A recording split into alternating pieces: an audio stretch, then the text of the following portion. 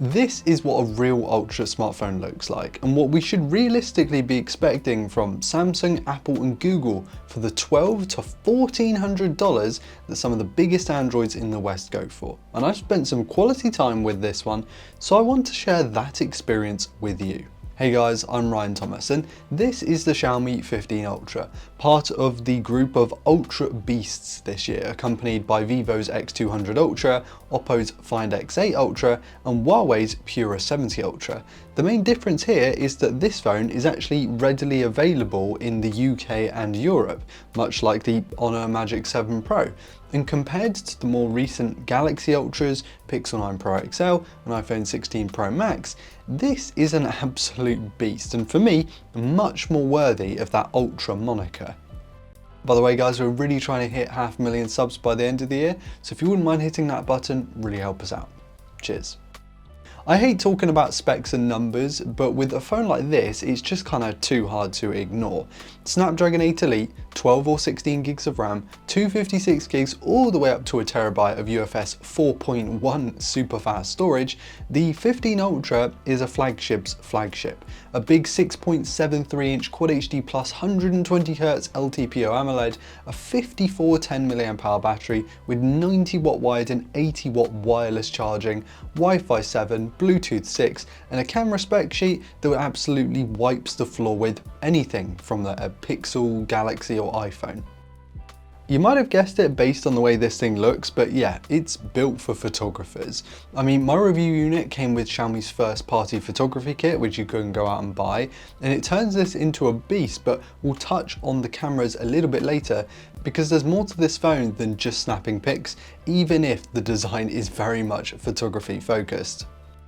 This phone is what I believe the Ultras, Pro Maxes and Pro XLs should be similar to.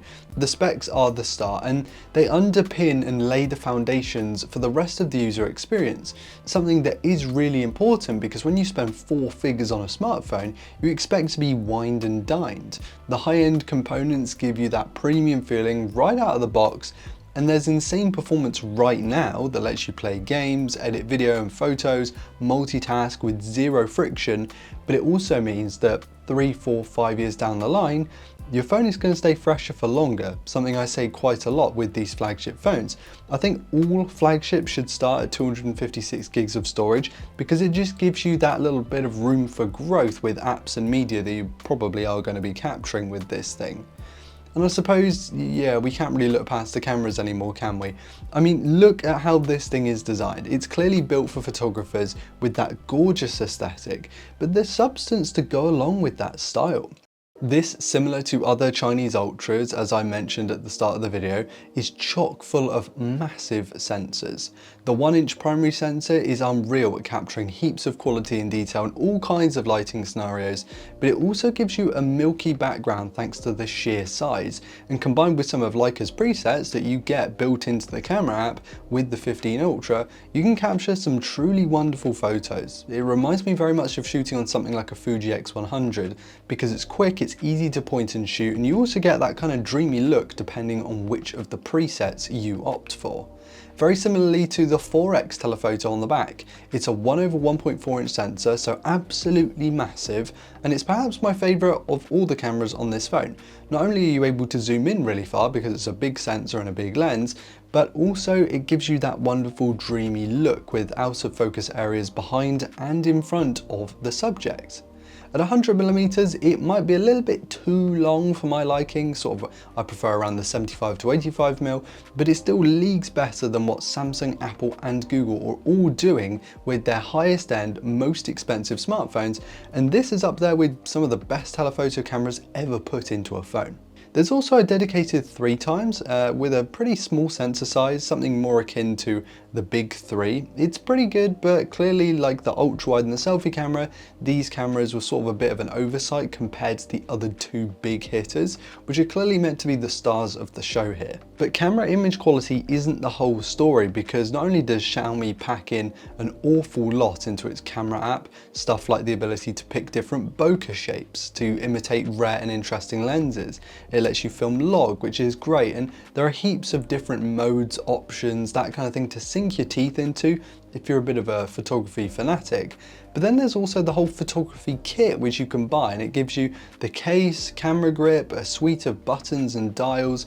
It also lets you attach filters to the front, just like a real camera, which means you can add a teleprompter for creating videos or ND filters to dial in the exact shutter speed that you want. It makes capturing photos on the 15 Ultra just more of an experience than something to just go out and do.